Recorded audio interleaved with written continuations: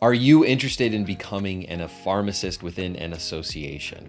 Well, in this video, we will be sharing how to get that journey started, some really quick and easy tricks to get into the field and get noticed and stand out from others. So let's jump into it. Hey there, I'm Dr. Alex Barker. I'm the founder of the Happy PharmD, where we help pharmacists create inspiring careers and lives through career coaching. And in this video, I want to share with you about association pharmacy. If you're interested in this field, that's probably because you are involved in an association and you see what they do behind the scenes.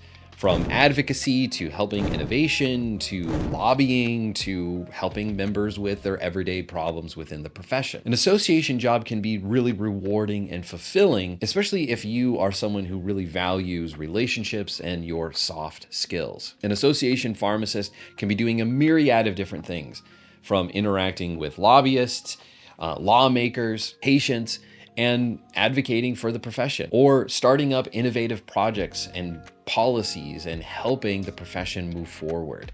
Making yourself a standout candidate as an association pharmacist is not really all that challenging. It means getting involved within an association, ideally one that you want to be a part of. It means learning the skills, joining committees, leading projects, leading committees. It means volunteering for things.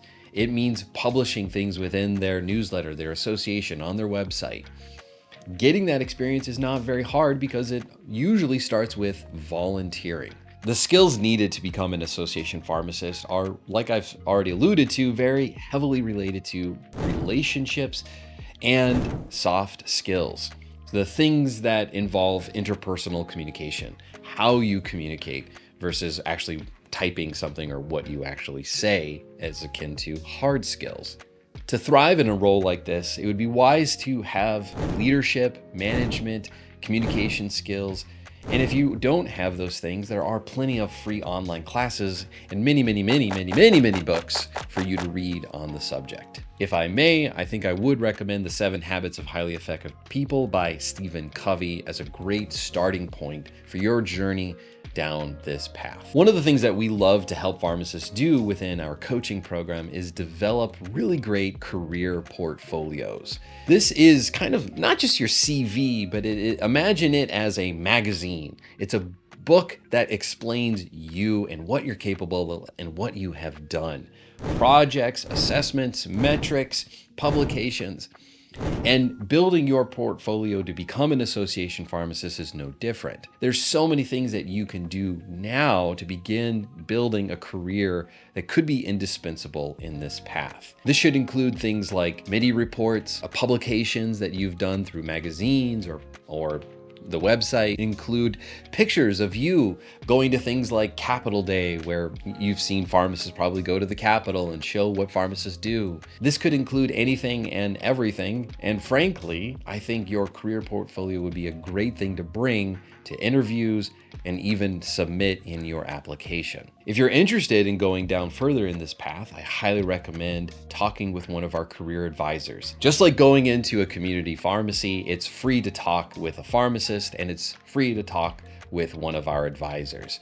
They would be happy to give you some initial goals and set your career plans in place so that you can start in this path.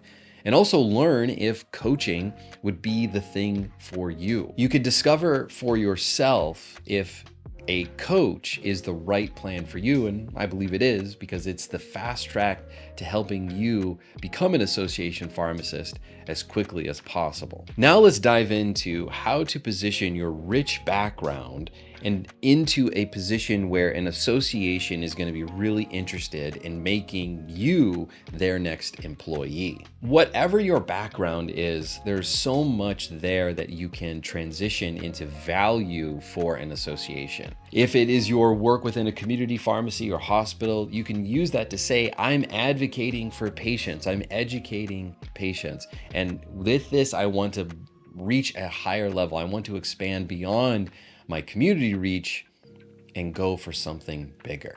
Any kind of community engagement or teaching is a valuable asset to show your leadership and your commitment to not just helping one patient at a time, but going for more impact, which is what associations are all about. Whether it's about transitioning your clinical experience into policy advisory or leveraging community engagement into an advocacy role, it's about framing your existing experience in such a way that highlights your readiness to reach a larger impact.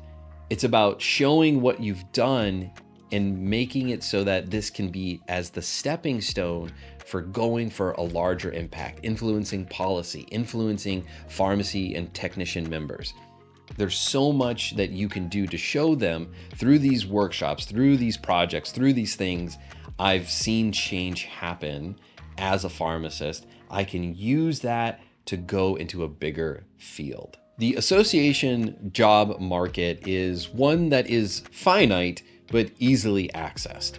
Of course, you should be going to conferences and networking with anyone that works within the association.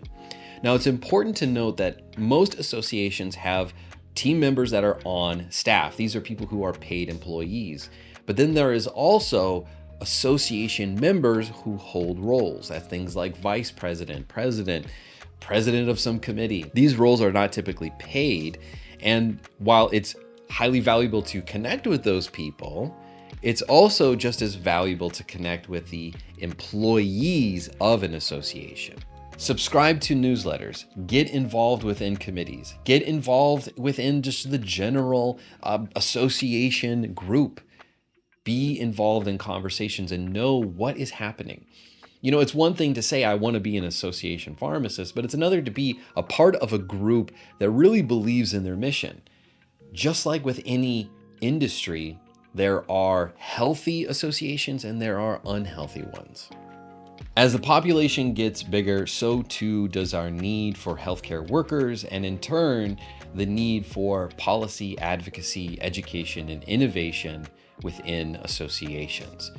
I don't see the market shrinking anytime soon, and I see opportunities growing more and more, whether that is through the publication departments, whether it's through advocacy, whether it's through membership directing and support. There's so many different opportunities that one can do within an association. And I think one of the great things that you can do is just get involved. There's a lot of people who are out there saying that it doesn't seem worth it, doesn't seem valuable. Our associations, what are they actually doing?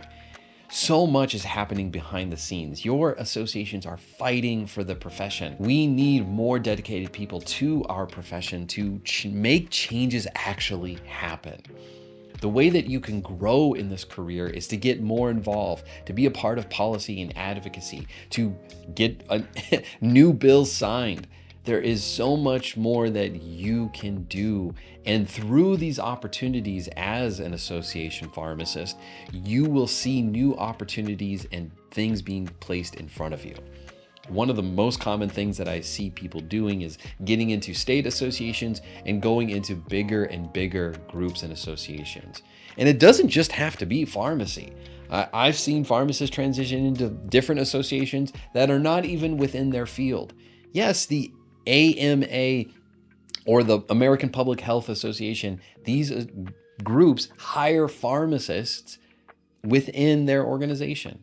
It is possible to see such amazing growth happen within this field. If you want to become an association pharmacist, then this journey is going to be rich with relationships, with lots of practice speaking, with presenting, and ultimately making this profession better step by step.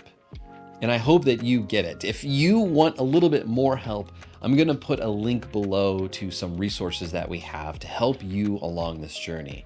Whether it's advocating for a salary that is worthy of your work in our salary guide, or it's learning more tips and tricks about how to better position your resume and application, and ultimately interviewing skills for the next job that you apply for. There'll be a link in the description below. If this video was helpful to you, we'd love it if you'd like, comment, and even potentially subscribe, because we've got more videos on the way about career paths in pharmacy and ultimately just having an indispensable career in the field. There's links in our description for more resources, blogs, and ideas to help you create an indispensable career path. I'm very excited for you, and let me know if this video was helpful. Like, comment, or subscribe, all of that YouTube loveliness. And until we see you again, have a good one.